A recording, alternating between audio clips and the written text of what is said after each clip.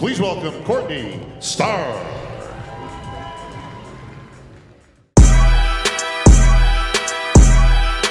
Motherfucker, I've been mortified, 45, feeling like I'm Mordecai. I ain't regular, feel like Jordan wearing 45. Traumatized, victimized, seen some of my die. Knock you off a base with a bat when them niggas fly.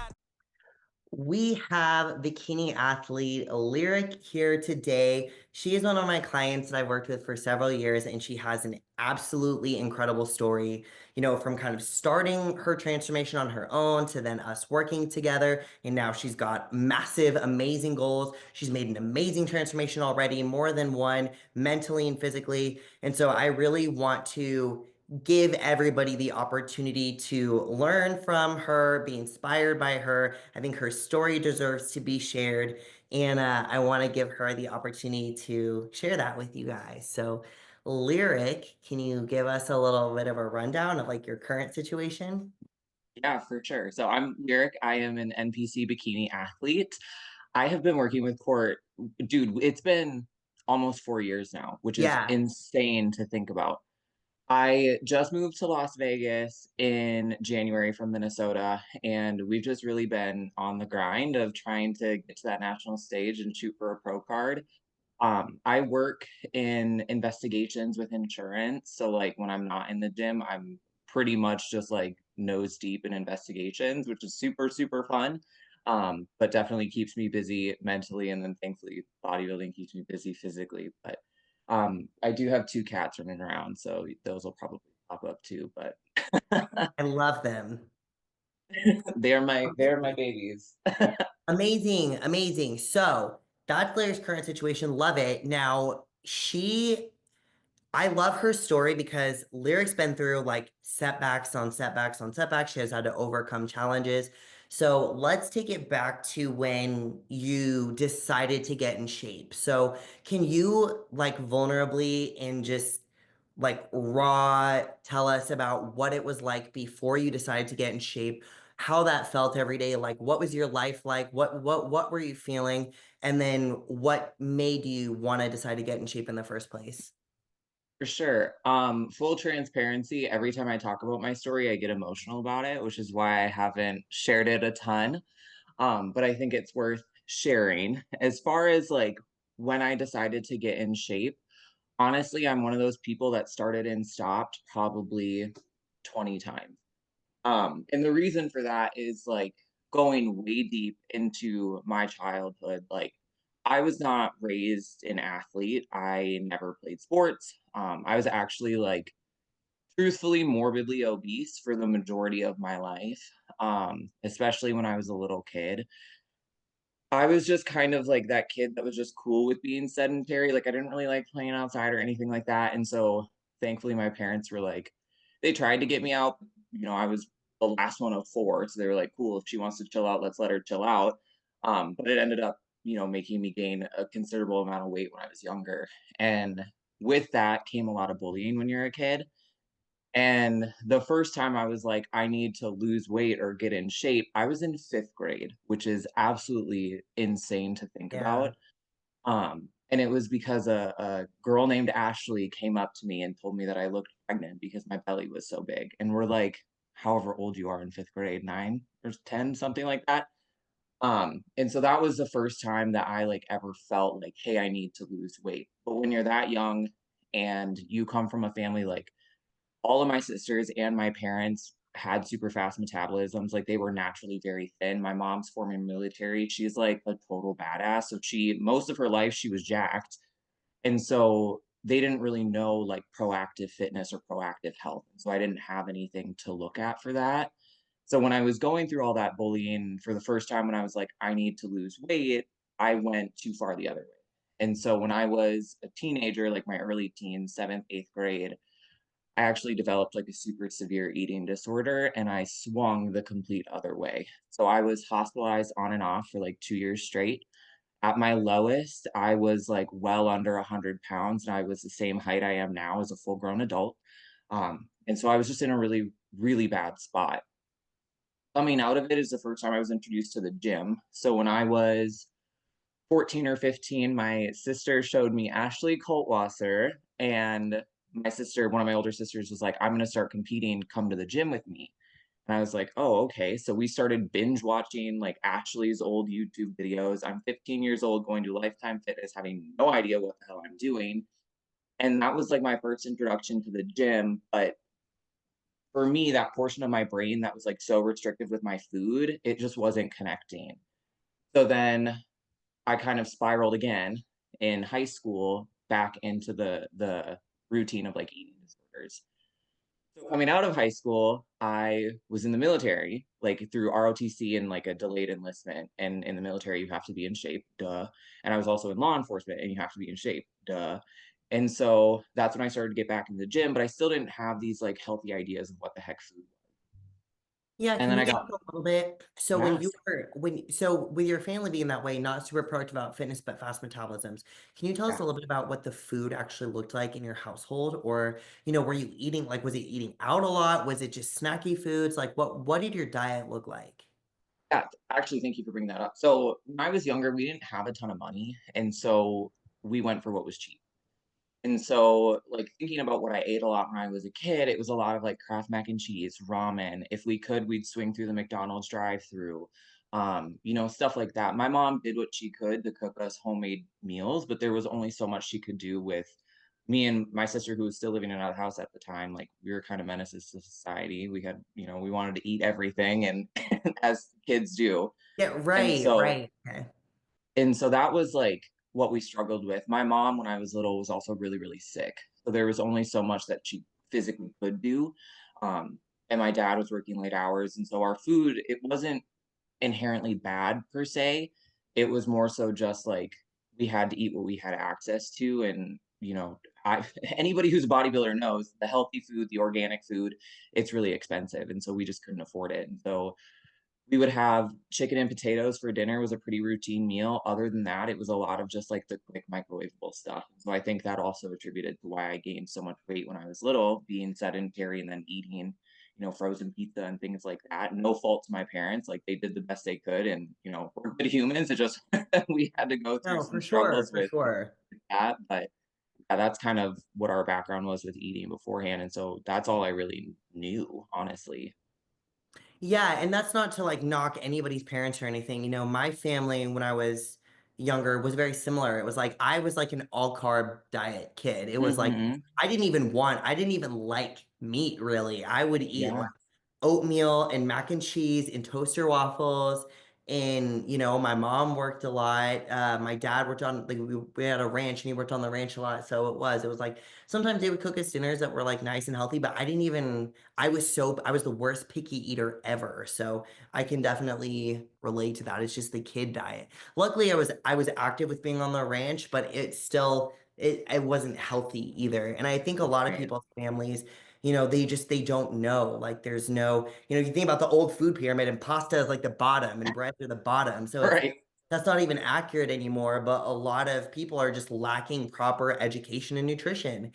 And so I Mhm. always think it's interesting to hear about what people were eating when they were growing up, just to hear like, where did they come from versus their knowledge now kind of thing. Because you obviously it's entirely different now. So okay, so Right. so your diet as a kid, eating disorders in high school and kind of, throughout, being a little bit underweight, 100 pounds at your height. So then coming out of high school, ROTC, how was it then? Yeah, so that was where things started to connect, right? So now we're starting to piece together things in my life of like, this is how I'm supposed to be healthy.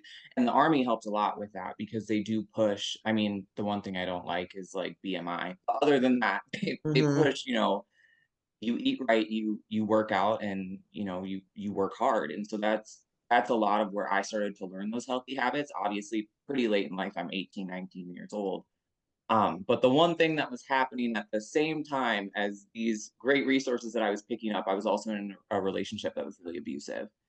And so as that relationship progressed, I got into survival mode. And so now we're looking at when I'm like 20 years old. And for me, survival and comfort was food. And so I actually fell for the first time in my life into like binge eating, where Mm. anytime I was scared, anytime I was sad, anytime we were in a really bad spot on holidays, anybody who's been in an abusive relationship knows what those triggers are. And so I would cook for him to try to get him to calm the hell down, and then I would eat for me. And when you're in a situation like that, there's a lot of emotions that go into that relationship. And the biggest one, for whatever reason, and I still don't understand it myself, but when you're a woman who's a victim of abuse, you just feel this immense amount of guilt. Like you should be doing something different, or you should be able to leave, or you should be able to kind of stand up for yourself. Especially for me, being raised by such a strong, powerful woman, there were so many days where I'm like, why can't I get myself out of this? And with guilt came a lot of like binging in my car and then hiding receipts and things like that. And so I gained a ton of weight. And then that brought me to when I started bodybuilding, because I finally got the guts to leave. And a lot of it has to attribute to the friends that I had in my corner. It was a really quick turnaround. When I say I left, I mean like I had a 6-hour window where he was at work. I grabbed everything I could. I grabbed my cat and I got the hell out. And I haven't looked back since, but that was the day where I'll never forget it. I was like from Minnesota, I was up in Duluth because I would always go on these long drives and these long hikes to like collect myself. And I did that. I drove all the way up to Duluth and I was sitting by the beach of Lake Superior. And I was so disappointed with how I looked. It's a lot of the before pictures that I share on my social media. Like I was so depressed that day, even though I'm smiling. Like I just felt like I let little Lyric down. Like, how did I get myself to this situation physically, mentally, relationship wise? Like, how did I end up here? And I was just like looking at Lake Superior and I was like, screw it, I'm going to compete. And I told like 4 or 5 people to hold me accountable. I picked a show. Like, I was balls to the wall, like, we're going to do this. And every single person was like, okay, like, good luck. Like, I was legitimately, so I don't know if I fully got to 200 pounds, but I know the last time I weighed in before I started my prep, I was over 190, like 192. I did like a body fat scan and I was legitimately 50% body fat. I was on high blood pressure medication because I had gained so much weight, my body like physically couldn't keep up. I was on anti-migraine, antidepressants, anti-anxiety, and like because of all that, everybody was like, you're never gonna get there. Like you're never gonna compete. And I like weeble wobbled for a few months. And then January of 2021, I was like, no, we're doing this. And I prepped into my first show, which was April of 2021. I stepped on stage, I think like 55 pounds less. I coached myself through my entire first prep. I don't know why the hell I thought I could do that. That's fully okay. fully operating on delusion because I was like a brand new personal trainer too. So I had like fully committed to this life, even though I didn't look the part yet. Because, like I said, when I was 15 years old, I was watching Ashley Coltwatzer on YouTube, and so I knew that this was a goal of mine, and it had been a goal of mine for so long. But I was just in a space where I didn't have the opportunity to be selfish and go after it. So I jumped in. I got certified. I started working full time in fitness and left law enforcement. And yeah, I just like went headfirst in all of the things fitness. Yeah, no, I love that. So wait, so you were in the army, right, for a couple years and you got out. So were you out at this point when you're going through all this? Yeah, so because the other thing too, so when I was dealing with like the high blood pressure and stuff, I was on a delayed enlistment plan because in ROTC, your officer training takes priority if you choose to enlist. And Hmm. I had started ROTC before I actually realized, like, for me, the thought process of enlisting after the fact was I didn't like the idea of commissioning as an officer and not having been an enlistee, if that makes sense. Like, I Yeah, wanted yeah, the no, for respect sure. of having gone through it. And so I was in ROTC and signed up on delayed enlistment, but obviously I had started gaining this weight. And then when I went in for my physical, we found a heart condition as well. Mm. So that's when I actually got barred from enlisting, so I didn't go to training. And then they allowed me to finish out my final year of ROTC, and then that's when I left. So Okay. at that point, because of my health, I was leaving the army, and then that's when I was like, okay, maybe we do need to start locking in because I didn't want to lose law enforcement at that time. Law Hmm. enforcement was still really good for me. Anybody who is familiar with all of the many, many things that happened in 2020, especially in the climate in Minnesota, it kind of makes sense as to why I ended up leaving. But at that point, like law enforcement was all I had, which is where I started to lock in. But Yeah, yeah, okay, for sure. So, okay, so law enforcement, bad relationship, coaching yourself in your first show. So when you picked your first show, was that just like more of like a you felt like you needed a date to commit to, or like you needed something to like keep you accountable at that point in time? Because or when you're leaving a relationship too, it's like sometimes you need just something else to focus on to take your mind off of all the bad. So do you feel like maybe that's what it was, or kind of going hand in hand, or So for me, I'm definitely a date person. That's why, like, I mean, we've worked together for so long, like I'll pick random dates where I'm like, I'm gonna hit this. And a lot of it just has to do with like I'm a really stubborn person, but I'm also somebody who's like I try to stay as true to my word as I can, especially with myself, right? So when I pick a date, like I'm gonna get there, like at all costs. And I think that mentality is why I am as successful in prep as I am. Like I never eat off plan in prep. I never miss a workout. Like this. Like I yeah. am sometimes regimented to a fault, and a lot of it has to do with the date. Like I don't want to let myself down or let other people down if I've told them about it. Yeah, and I think that's such a strong trait to have. And I think that's what I think a lot of people learn through fitness is like a lot of people, I feel like, struggle with keeping promises they make to themselves. It's like you said, you experienced a little bit, the stop, start, stop, start, stop, start. But then when you can keep those promises to yourself and you really commit and you see the growth that happens, it's like, wow, I can do this. And, even Hmm. though, you prepped yourself into your first show and that was its own experience, like I still commend you for following through and doing that just because it's so easy to quit, especially when you have nobody to stay accountable to. So I think that that's a huge trait for like other people to learn from is like you make a promise to yourself, you keep it at all costs, no matter what that looks like. Hmm. So your first show. So after that experience, did you love it? Did you hate it? Were you like, after my first show, part of me was like, I'm never doing this again. This is insane. Like, what is happening? And so there's kind of mixed emotions. So like, but some people fall in love with it and they're like, oh my God, I want to do this forever. So like, did that drive you to want to go further, or did it go the opposite way at first? Yeah, so going into my first show, I won't lie, like part of why I picked it was like a double middle finger to my ex and also to everybody who when I told them I was gonna do a prep, they were like, haha, okay. Mm-hmm. So going into it, it was really just like to prove a point. And then you smell the spray tan and you start to meet the girls and you get the makeup on and then you're backstage. And it was like moral of the story, I fell in love and I was like, Okay, good. I can't leave. And I think a lot of it was just like I had this moment on stage and there's a video of me somewhere where I start crying in my front pose. And I just had this moment where I was like, I did it. Like, not even just the fitness aspect of things, but like I have fully reclaimed my life back. And it was like this moment of like this sport, this opportunity gave me that. Like it was just a Mm-hmm. wild feeling. Yeah, no, I love that. I love that. And I think that there's a lesson there too, because there's this whole idea like on social media that goes around. It's like self love, which is amazing, but it's almost like people really believe that their journey has to be powered by ponies and rainbows. When really you took this negative energy and you turned it into productive action and you came out on top of it. And I think like some people, like I've heard argue that that's unhealthy, and I've heard other professionals be like, no, use that negative energy. Like all the people telling you you can't, like you absolutely can use that as energy to like stomp their faces in with success.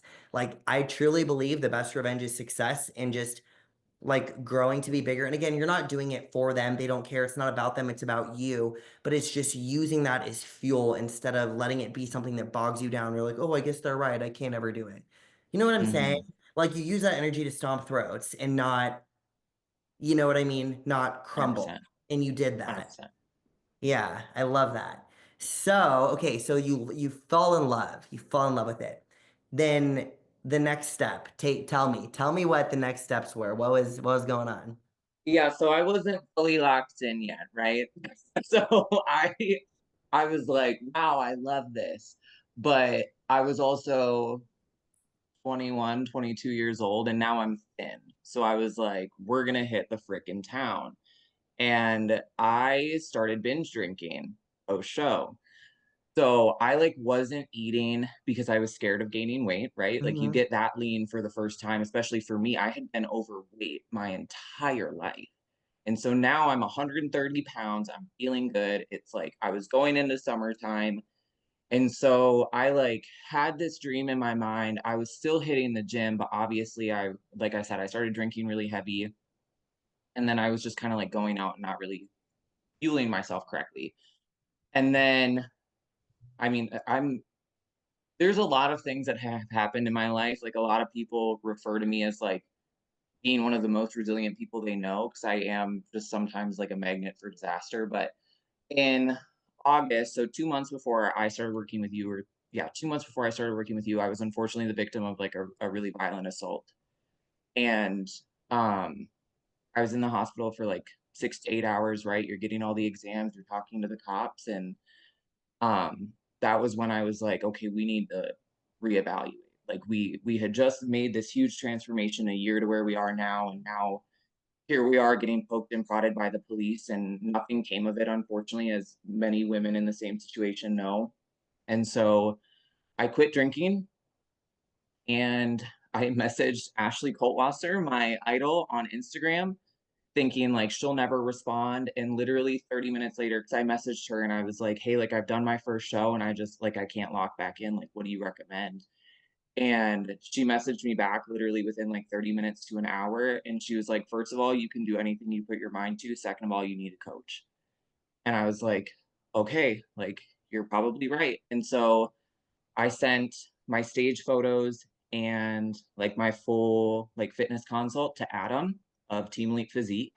Mhm. And I said, "Hey, I've been following you and Ashley forever. Like, I need to pull the trigger. Like, I need to lock back in. This is what I want to try to do. Like, be harsh with me. Tell me what I need to know, and let's just like start to work through it." And he sent me your information and he sent me Sam's information. And he was like, "I think these are two girls that could really push you far. Do with this what you will, and let me know when you're ready." And so for 2 months, I legitimately stalked you both on social media, and I was like, "Who are these two girls? Like, what are these girls about?"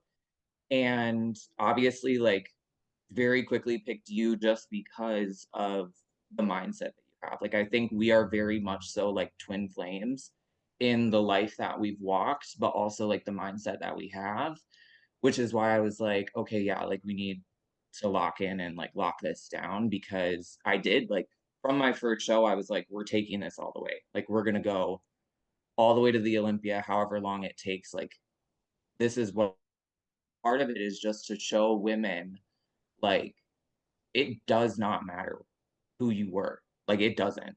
Because I we've created a pretty cool athlete at this point. And for somebody who was morbidly obese for most of her life to look like I did on stage in November is wild.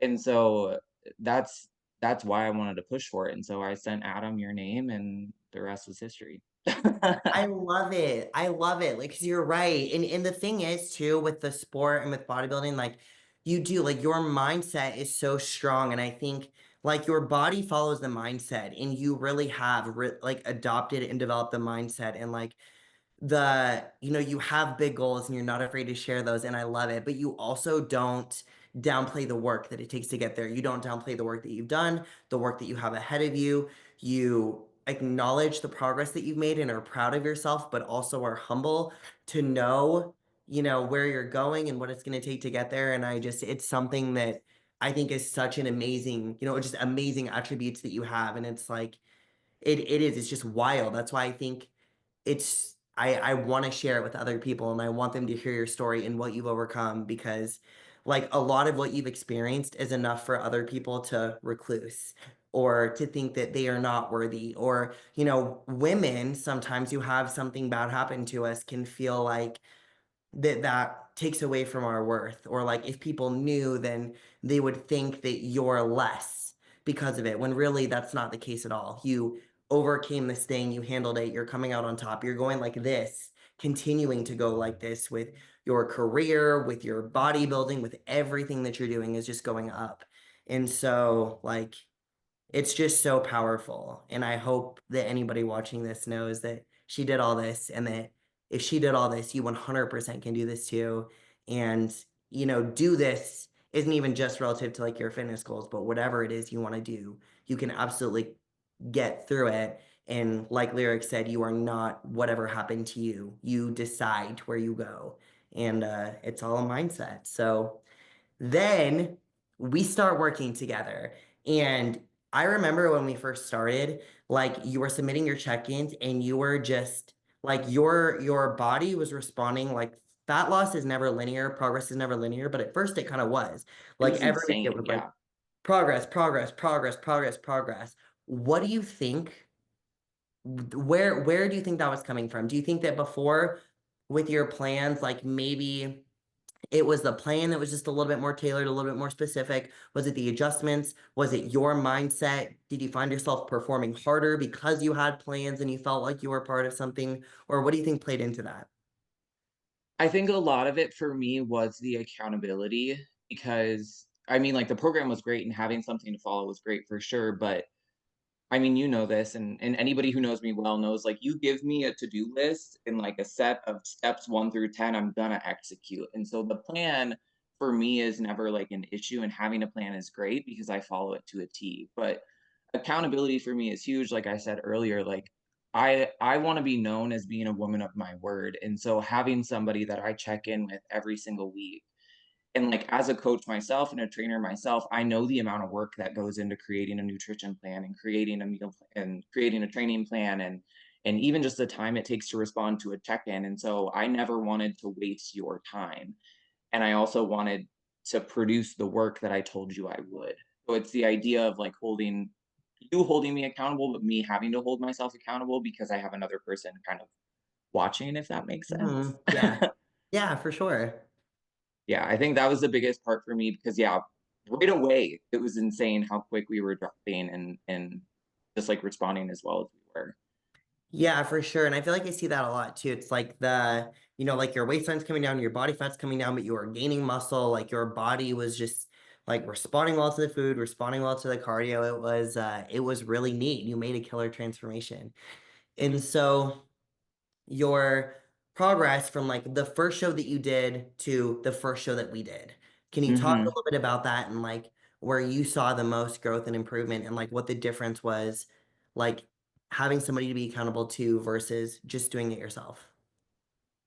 Yeah, I think it just like it made the sticky parts easier, I guess if that makes sense, because there's parts in every prep where you hit that you're like you get to that point where you feel like you're skinny fat, right? Like your muscles are flat and you're starting to diet down, but you're not like feeling right. And so like having somebody tell you like you're on the right track or us, like we have a very blunt, tough love relationship. So it's Mhm, sometimes like get out of your own head and shut up. What are mhm. you doing? Yeah. So I think that was a huge part for me because like the physique transformation was crazy. Like obviously our first show in Vegas, like I got crazy shredded. Like I've never experienced conditioning like that, but we were so healthy. Like I was eating a good amount of food. I literally got my period backstage, so it's not like any of that like got messed up, you know? So it was just like having somebody that I was accountable to every single week, but also having somebody who just like pushed me through the sticky parts so that I didn't stand in my own way. Cause there were times in my first prep where if it was starting to feel really gross, I wouldn't go off plan, but I would extend my plan if that made sense. Like I knew I Mm, should probably drop my calories, but I was feeling like such garbage that I wasn't willing to. And that played a lot into why like it wasn't a more dramatic transformation. So I think that if that makes any sense. yeah, well, and I think too when you're working with somebody who's like been there, they've done this, several times. So it's like you have somebody who's done this, who has experience being like, okay, this is what you're gonna experience, this is what you're gonna feel, this is gonna be a tougher week. This week, you know what I mean? We're gonna get through this week. These next couple days are gonna be hard, but then we're gonna do this. So I think kind of knowing what to expect when you're going through those drops can help a lot with the process of actually getting there and kind of like knowing what you're gonna feel like. Um, Hmm. that can definitely help with taking that on and take some of the scaries away for sure. Yeah, absolutely. So then after the show, um, so now we're post show again. And actually too, I want to talk about this a little bit because you've done a few shows now. Um, the post show. So your first post show, right? Binge drinking, like celebrating, hoo yeah, whatever. But sometimes the post show like, you know how hard it is. Your hunger hormones are off, your leptin suppressed, your ghrelins elevated. So your second time going through it, can you talk about the post show and like how you feel you handled that and what was different? I I was a little bit of a monster on that one. That post show was really hard for me because again, we had reached a level of conditioning that I never was. And it's not like what's so funny for me and people who have been by my side watching me compete, they know that once I'm like 4 weeks out to show day, that's my least favorite look. Like I don't like being that lean because I feel like I look like a little alien. But then once you're on stage, gaining weight's really hard. So Yeah. even though I wanted to look a different way and be fuller and I like being a little bit thicker, like it's just hard. And so that first post show, being as lean as I was, I mean, we stepped on stage itty bitty because we didn't have the muscle that we thought we did. Um, I struggled with it. And I remember every check in for probably 6 to 8 weeks with you. Well, I skipped like the first 2 weeks post show because I Mhm. ate probably my body weight in sushi. And then it was like every week I remember telling you, like, I don't like how I look. I don't like how I look. I feel like I'm gaining too much weight. And you're like, you're not. And even looking back, like I'll look back at the pictures of reversing out of that show and I'm like, what was I thinking? Like I was maybe gaining like an eighth of an inch on my waist at if that. Like I wasn't ballooning up, but you feel like it. Like that's the headspace that you're in. And that's where again having a coach post show is huge because even though I wanted to have those like binge out, go crazy moments, even though I wanted to start drinking again, even though I wanted to do all these things, again, for me, the accountability is huge. And I don't like being that person that doesn't uphold what I say. And I'm just like wanting to get to a certain goal and wanting to be open with you. And so that was the nice part is even though that one was a mental struggle gaining weight, like it was nice to just have somebody to ground you. And I think that's when you introduced me to Celeste as well. Mhm. Just about like body positivity and the post show blues, which was the first time I had ever heard of that concept and just like how to get your bearings, which contributed a lot to where we're at right now, post show after my show in November. This is by far the best reverse I've ever had. It is the most like body neutral I've ever been, if that makes sense. Like I'll have bad body image days, but like every time I do a check-in with you, I find something positive like to point out about my physique, which is huge for me. And so I think that like I had to go through a really yucky post show to understand that as you move forward. And I attribute our first show together as kind of my first real prep. And your first real prep and your first post show are always going to be the hardest, like 1,000%, just because it's new. It's a new level of conditioning and it's a new level of having to eat more and gain weight. And when you're somebody like me who has a history of eating disorders, that's really hard. Yeah, for sure. And I think too, it's super important that like people know because everybody struggle with their post show. Everybody struggle with their body image in the off season or going from being like their leanest and best self to like gaining any kind of weight, even if it's positive or, I don't know if you experienced this when you were coming out of like, when you were in high school and battling the eating disorders and you were like 100 pounds or less, even, sometimes people coming out of eating disorders where it's actually healthier and better for them to gain a little bit of weight, that can be really mentally kind of fucky too. So I think it's just, and this could apply to anybody, even who's not doing a show, like somebody who's done the whole 30 and now the diet's over. And so they have those same feelings of wanting to go crazy, or you've been keto for this amount of time, or you do a weight loss challenge or a 16-week challenge, and now it's over and there's this want to celebrate, or okay, I can take a breather. And to an extent you can, but I believe that the post-show like time period is actually a rebound phase where you can make killer gains and stay really tight if you follow your plan. And that's where genetics play a role too, because some people will hold their stage weight relatively easy. Like they'll fluctuate 1 or 2 pounds the week post show.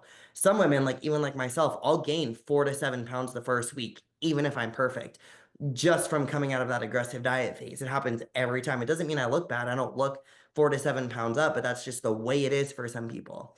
And so I think that between your genetics, as long as you're sticking to your plan and like keep an open mind, like you said, right now you've had more grace for yourself. There's different body image days, but like keeping an open mind, understanding there's growth, and this is like a kind of a controlled breather, you can actually maintain a very good physique and like keep some amount of those gains. And like you said, this is your best off season. Like Lyric's done several shows, and every single time she's off season better. And I think every time her body image has been better. And I think a lot of people think they have to have it right on the first time, or they do their first show and they fall apart and they're like, oh my gosh, something's wrong with me. And they don't understand that it's a process, and that the same way that your body grows through the sport, so does your mind. And you have to do it more than once, and you just get better every time. Would you say that you've kind of experienced that? Yeah, 100%. And I think a big part for me too that I've been trying to like help teammates with and other girls that I interact with is like there's this concept that we've pushed as a society of like not looking back, right? Like forget what's happened, forget what you used to look like. But in the fitness space, looking back is incredibly important because especially in bodybuilding where you're like analyzing your physique literally every single day. And most of us who are competitive in the sport, meaning like not competitive like how you place, but competitive like I have places I want to go, you get Mhm. so focused on the end goal sometimes that you forget to look back at how far you've come. And for Mhm. me, a big part of why I feel like I've been successful in this off season and why I've been able to remain so body neutral is being able to look back and piece together like my physique over time and also being able to watch my transformation because I find it like reassuring to me when I gain a little bit of body fat looking at my last prep transformation from start to finish because I'm like, okay, we started prep at a way worse spot than where we're at right now. So it's like, I know that I'm holding a good shape. I know that I'm holding good conditioning. And so it's okay if I have a little bit more body fat because we closed a way bigger gap in a short amount of time, if that makes sense. So it's like, for me, it's easier off season gets easier the more I look at the data. Like that's all bodybuilding is data, whether you're looking at your actual measurements or your photos. Like being able to look back and see that, it helps ground me where I'm at right now because then I'm like, okay, I can chill for a second. Not like chill on my plan, but it's like I can get out of my own head because we're not that far off. Or even comparing this may work for some people, may not. I will compare my off-season check-ins to my show pictures to see like, is my shape still there? Do I still have fullness where I want to see fullness? I'm not caring about conditioning, but I'm looking like, is the shape under there? Because that's ultimately what I care about. If we have extra body fat, who cares? I can push 8 plates on a leg press. That's way cooler, you know? Like, Hey. so like stuff like that, it's just to me that helps is being able to look back and kind of piece the puzzle. Totally. Okay, so after that show, so obviously we've competed since then, and there was a point in time where we even took a break from coaching for a little bit. So can you Yes. talk about like taking a break, what that looked like for you, and then coming back and what made you, you know, come back to the accountability piece? Yeah, so I had to take a break because we had started a prep. I remember because I was going to compete in Vegas on my birthday, and we were like 2 or 3 weeks in, and all of a sudden I started to feel really trashy. And I remember like telling you like something's wrong, and that's when you were like, "Hey, you need to go get some blood work." And we were like, we were feeding me crazy amounts. I was exhausted, all of the things pointing towards like something's wrong. Cause it's like we could not get enough food in me. I was continuing to drop weight. I was lethargic. I couldn't push at the gym. And we just like couldn't keep up. So I went to get my blood work done and I was in like they refer to it as like a thyroid storm where I was like suffering severe hyperthyroidism. So my thyroid was like tweaking out. And so there was like no food we could give, nothing. Like she was just going crazy. And so we stopped prep. We just kind of like pulled back. I got put on a bunch of thyroid supplements because I didn't want to. With hyperthyroidism, it's a little bit harder to treat because often they'll clinically put you into hypo because it's easier to treat. You can medicate hypothyroidism, but often they'll like the treatment plans that they were giving me, I was like super not about like surgery and all this stuff. And I was like, nope, that seems extreme. And Yeah. so we went on thyroid supplements. We changed my diet just a little bit. Me and this, I worked with Revive at the time. And we were just like compounding, like, it got to a point where I was so ill. I remember I messaged you and I was like, dude, I gotta stop. Like, I was going in and out of the hospital. I was losing my vision. I was having heart palpitations where my heart rate was getting like over 200. Like, it was just crazy. And I ended up losing my job because of it. I worked in a gym, I was running a gym, and I just physically couldn't do my job. I couldn't walk people around. I couldn't grab weights for people. I couldn't train my clients. And so I ended up losing my job. So that's when we stopped working together. I didn't have the money. I didn't have the health. And we Yeah. were like, we just got to take a step back. And I was able to get control of my thyroid, which is great. Like my levels are okay now. Obviously, I still have markers for hyperthyroidism, but like we're in a good spot where now, you know, I can exist without all of those issues. Yeah, and But you got through it, right, with like so the medications and the interventions that they were giving you, right? Because I yeah, remember we talked about it. So because you're still, I mean, obviously you were still very on top of your nutrition, obviously like high protein diet, making sure your, micronutrients are covered and all those things. So when you were getting better, so after losing your job, it was primarily like the medication changes that they were giving you, right? mm-hmm. Okay. Yep. Yeah. And it was working. And the problem with that is now I didn't have a coach that I was working with, and I was eating what my last meal plan was, because that's what we kind of had talked about of like, let's just cruise on this meal plan. Like, Mm-hmm.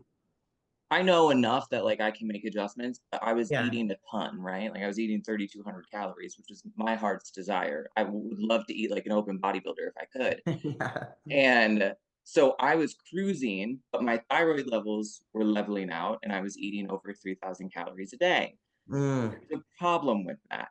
And so Mhm. then I gained probably like 25 pounds in a month and a half. It was something obscene like that. And then I cruised there up until we started working together again, which Mhm. was because we stopped working together. It was in like June, I think. Yeah, yeah. And then we started working together in April. And Yeah. we definitely started in a not so fantastic spot. But Yeah, but that's okay. And that's, I think though, that's something that's noteworthy too, is because there's times where, maybe it is like a financial thing or like losing your job. Yet again, that's another obstacle that you had to overcome that you yet again have come back from. So like the theme here too is like no matter what you kind of went through, you always came back. You always came back. You always, no matter where you were at, no matter how tipped the scales seemed against you, you always stuck with your goals and you always came back to it, even if it meant you had to step away and come back. So I think, again, just never quitting. There's something to be said for that. Like, so many morals of the story here. But we started working together. And I think, too, like, it wasn't like the first time where it was like your body just responded like super, super crazy. But because, again, that like it's rare that that happens anyways with somebody. But I do think that we managed to make a lot of improvements going forward. And like I said, just kind of like help manage the body weight and kind of find the sweet spot with, now you're not hyperthyroid. Now we're closer into that healthy range and just kind of continue chugging along and making progress, really. And then when I so the other thing is so I'm now separated from Team Elite Physique for about a year now. Um and so Lyric, we worked together for so long and she decided to kind of stick with me. Can you talk about that a little bit? Because I know that that was a really hard decision, especially because you did like with, Ashley is an amazing athlete. I look up to Ashley. Like I used to watch her stuff too. I still see her sometimes, Coach Sam still is a personal trainer for her, so there's still like, some involvement there and ties, and she's an incredible athlete. So what made you want to continue together versus, sticking with a team? yeah, I think there's a lot of like factors that kind of went into it. A big part of it is like the relationship that you build with a coach. Like we have so much data, right? Like just Mm, objectively speaking, we have going on now 4 years of data. Like that's a lot of data that you have to rewrite mhm, when you transition. And there's anytime you're working with a coach, like it's important to find somebody that you can be vulnerable with, especially when you are in prep, because things will happen like with your hormones. If you're using supplements or even just dieting down, your hormones can get out of whack. And so being able to have somebody that you can freely talk about libido with or digestive movements, things like that, like it's finding somebody that you mesh with. And Team Elite Physique is great in its own way. Like I mhm, have a lot of respect for the coaches on that team. I have a lot of respect for the athletes. But there was starting to just be a disconnect on, I don't even know if I want to say values, just like objectives and outlooks on the sport that I just didn't feel good about with the background that I had.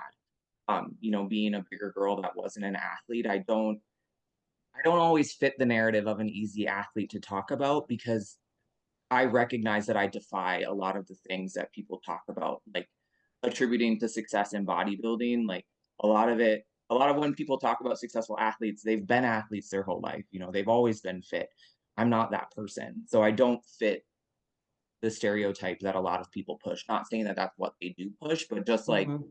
that disconnect on outlooks on the sport, I was starting to feel a little bit more. And so that's when I was like, I could stay on the team and have a lot of success, but the team isn't what attributed to my success, if that makes sense. Like it was nice to have teammates and support, but ultimately what it comes down to what was being brought to stage, that was you and I. So it's like that's what I want to carry forward. So that's why I made the decision. And it was a tough decision. And I'll be entirely transparent and saying like during that time away where I wasn't working with anybody, I was reaching out to other coaches and you and I talked about it, just trying to get a feel for what was out there. And I just hadn't found anything that was like nothing that gave me a clear path, not like what you and I had. And so it was a tough decision in the sense that like we had talked about when you started, we're going from something very well established and known to something brand new that we're trying to get our feet underneath us with, which there's a risk with that as a business owner for you and as me for, as an athlete following along. But at some point you just got to pull the trigger and go with your gut. So that's really what Yeah, I did. for sure. And I love that. No, I love that. And I think too, it's like you said, you could have, like, you can have success. Like, there are so many amazing coaches. And I think, a lot of coaches, they're great. But I think Hmm. that, like, where I really try and, like, where I know Sam tries and, like, what we want to establish is just, like being there, like in your corner, being 100% supportive, being 100% transparent, no bells and whistles, just raw, telling the truth, setting goals, going after big goals, but being realistic about what it's going to take to get there. And also helping like educate you as an athlete and like lift you up, like help your knowledge. You know what I mean? We have a little bit more clinical education and experience and, dietetics and functional medicine to help with these things and to, there's no challenge that we're afraid of taking on. And I think it's so valuable to take people like I love being part of somebody's whole experience from like step one all the way to pro, baby, like all the way and just going through it together. And when I think about the best coaches in the industry that I look up to, like Hani Rambod, it's like there's other amazing coaches, but look at the relationship that he has with his athletes. Look at how in his corner they are and like how supportive and how much he knows about them. And like it's just a different level of connection in that's what makes it special. And so, anyways, that's kind of off topic, but that's just what I look up to, and that's why I think it's so meaningful. And like I said, that's why I'm so glad to even like have the opportunity to continue with you and building this journey. And I love that you have big goals in your mindset because I know you're gonna reach all your goals regardless, but I love that I get to be in your corner while we're doing that.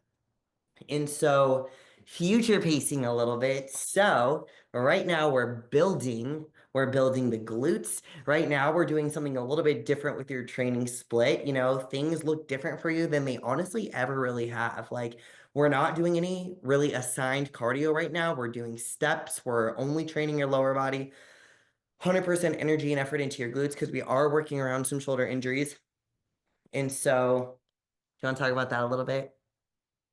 Yeah. So I do have a shoulder injury. It's an old injury that we like just discovered. So when I moved to Vegas, I was like, this is the time to level up. Like that's why I did it, is I was getting comfortable, complacent. There's not a huge bodybuilding community out there. And I'm just like I said earlier, like I'm hungry for pro, and there's a bigger why behind it than just the IFBB pro card. And it's like, having that desire in me, like it requires some movement, right? You got to disrupt your life and pursue things and get uncomfortable. And so moving to Vegas, I was like, this is a time to level up, not only in my physique, in my nutrition, in my accountability, but also figuring out issues that we've got going on and being on top of my internal health and my recovery as well. Because you can train like an elite athlete, you can eat like an elite athlete, but if you're not recovering and taking care of your body, you're going to go nowhere with it. Like it's just, you're not going to have longevity in the sport.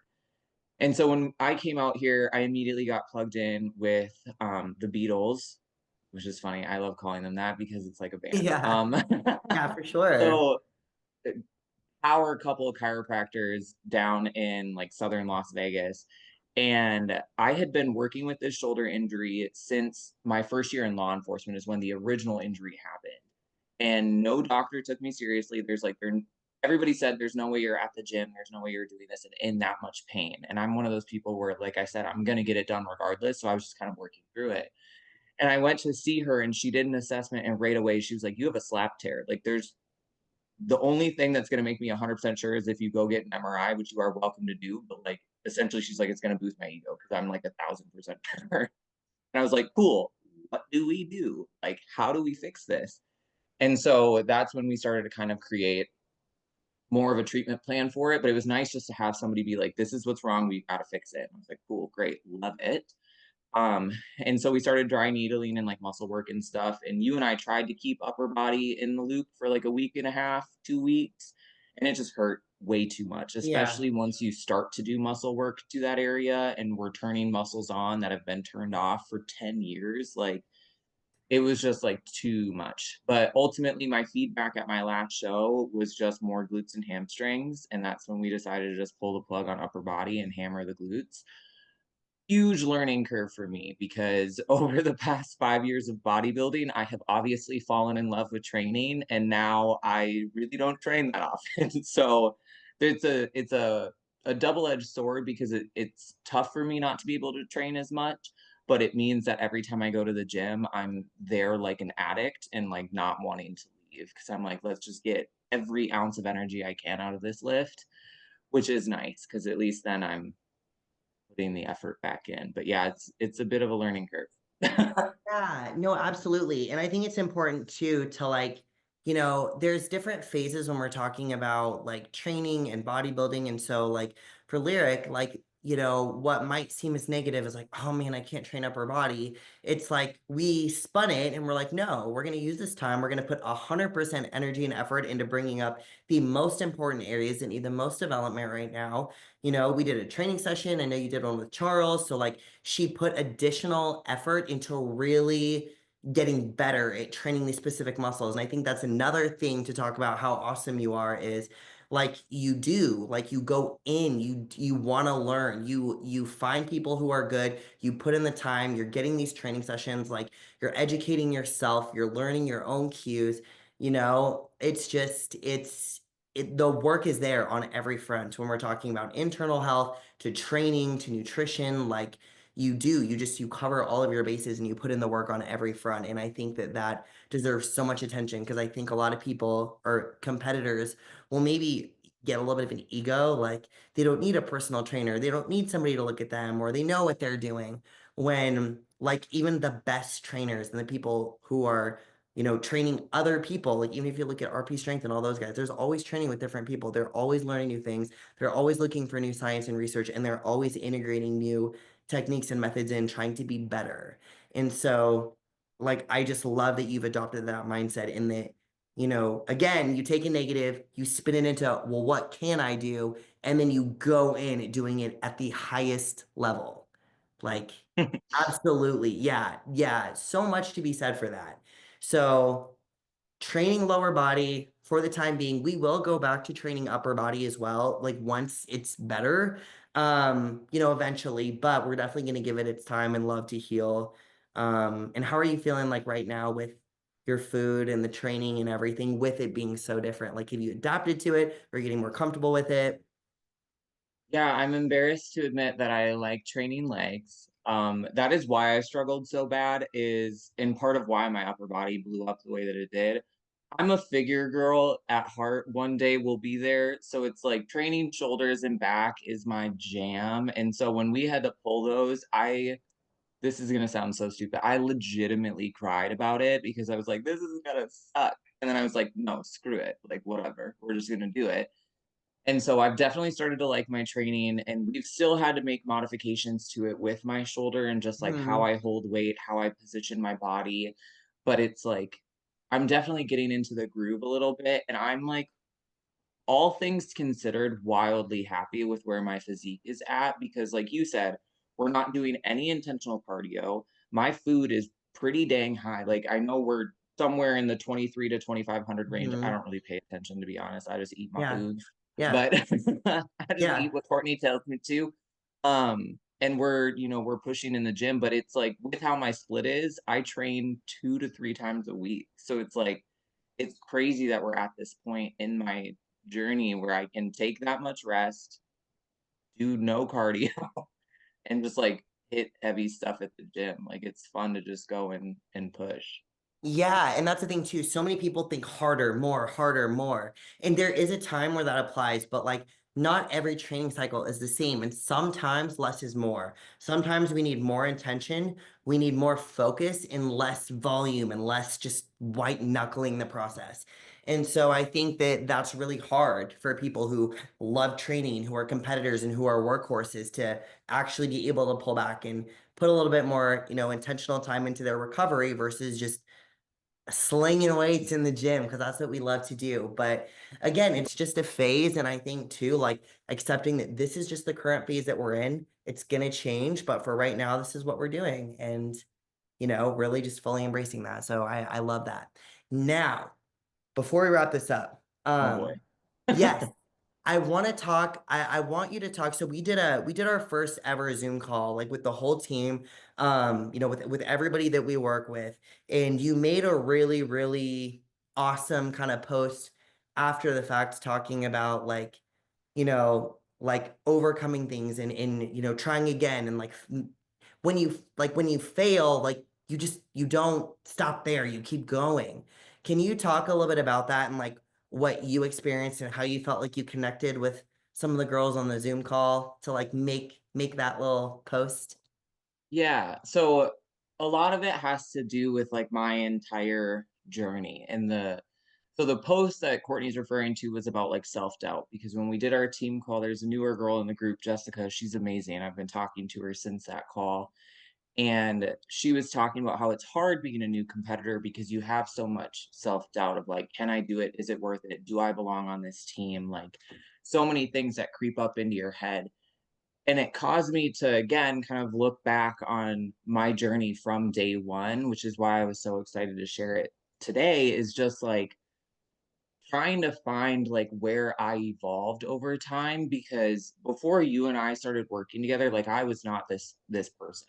Like I was really bitter. I was very like victim mindset, like scarcity mindset. Like I was not a happy person. Like it was just everything that happened to me felt like a threat. Like when you just constantly feel like everybody's like out to get you, that's how Mm-hmm. I existed for like the majority of my life. And at some point, like I don't even know what like crafted it or what put it in my brain. But every time something bad happens to me or something negative happens around me, I see it as an opportunity to change the narrative. And I think a lot of it just has to do with how many things that I've experienced in my life. Like, I've been a victim of so many things, but it doesn't make me a victim of life, if that makes sense. Like, there's two phrases that I like live by, and anybody who knows me well knows that I will use these in every single conversation. The first one is the comeback is always greater than the setback. And it doesn't matter what knocks you down. That's not what anybody remembers you for. They remember what you stand up for, like why you get back up. They remember the last time that you stand up, not the last time you got knocked down. And so when you're feeling self-doubt and have these negative things happen to you or these negative emotions come into your life, like you can let it just totally break you and you can sit in it and you can mull it over and just be pissed at the world, or you can see it as an opportunity to change it to fuel. And that's what I was telling Jessica is like when you have those moments, I refer to it as my little bitch voice, which we've talked about a million times in my prep where I'm like, hey, the little bitch voice is extra loud today. Mm-hmm. And when I hear it, because I still do, and I'm sure I will all the way through my career, even, backstage at the Olympia one day, I'm sure she'll pop up, but you can sit there and let it like beat you down. or you can use it to add more weight, do more cardio, get out and go for a walk. And I will literally do that. Like in my life, like if I'm at the gym and I have that moment of like, will I ever go pro? I legitimately throw an extra plate on whatever I'm doing. If I'm at home and I'm like, God, will I ever make it? Like, can I do this? I'm building my own coaching business right now. It's like you have those moments of like, am I ever gonna make it? Like, I do my meal prep, I go for a walk. Like you do the things because ultimately all bodybuilding is, all fitness is it's the daily actions that you take. You win each day. And that's like the second phrase that I live by, which is always proud, never satisfied, which is no matter how small the step, no matter what you've just accomplished, no matter even if it's just like speaking to yourself positively that day, if that's all that you were able to do, like be proud of that, but don't be satisfied. Like always strive for more, always push for more. And if you have to, like, whether it's proving somebody else that you can do it, or if it's just proving to yourself that you can do it, like, there's always going to be moments of self doubt. I'm sure every Olympian feels it. I'm sure Lorelai Chapados herself, Miss Bikini Olympia, has moments where she wonders if she even deserves that spot. Like, it's a natural human instinct to have those concerns and those, like, almost that imposter syndrome. But what makes people who are successful different than those who aren't is that they use it as fuel. And that's what we were talking about, is just being able to spin it to your advantage, because bad things are always going to happen. Like you can't avoid it. It's just controlling what you can control and spinning it in a way that benefits you. So even the horrible things that have happened in my past, I am thankful for them in their own way, because I would not be the person that I am. Like those things needed to happen to shape who I am today. Yeah, I love that. You got to overcome it. And that's the thing with self-doubt too, is it's like everybody experiences it. And even, before Hadley got her pro card last summer, she didn't want to get on stage 2 weeks out. She didn't want to. And I was like, Hadley, please. I was like, just give yourself the opportunity to succeed. Just show up. Like she was ready 2 weeks out. I was like, the work is done. All we have to do is hold this here. If we hold this, you will have a pro card in 2 weeks. And she didn't want to believe it. And she showed up despite not wanting to. She 100% doubted herself. And I was like, literally just get on stage. And it just goes to show, like, even when you're that good, and sometimes, like, have you ever felt like, oh my gosh, what if I'm not good enough? Or, you look back at your shredded photos. Sometimes you're like, am I lean enough? And then you look back at your photos and you're like, oh my gosh, I was peeled. What was I thinking? So sometimes, like, I think it's important to understand too, when you feel that self-doubt, and like the mindset that you have today is not necessarily the mindset that you're going to have tomorrow or 2 weeks from now. And so I think just keeping an open mind, giving yourself the opportunity to succeed, even if you're experiencing that self-doubt, is so valuable, because you will surprise yourself like every time. And so I think that's really powerful. And I'm really glad that we are connected as a group that way, to where a lot of times girls who are in your shoes or have experienced similar things, they feel like you're the only one, and they feel like there's nobody that they can connect with. And then most of the time, the girls who, like, all the ones who feel like they're the only one, don't talk about it. And so then they feel even more like they're the only one, because nobody's talking about it and nobody's sharing those feelings. And then they feel like the odd one out, and that's just not the case. So I really appreciate you sharing and being so vulnerable and transparent, because there's a lot to unpack. There's a lot that you've gone through, and it's not easy to share those things. So I massively appreciate you. And if anybody wants to follow you on Instagram, what is your IG? I'll put a link for it, but tell them where they can find you. At Lyrically Bikini. I've made it my brand. We're committed to bodybuilding now. Lyrically Bikini. Okay, make sure you guys follow her on Instagram. Make sure you say what's up. Make sure you comment and hype her up on all of her stuff. All right, we'll see you guys soon. A late night creeping, I found me a young soul stealer. Keep one on my own, a queen of the kingdom.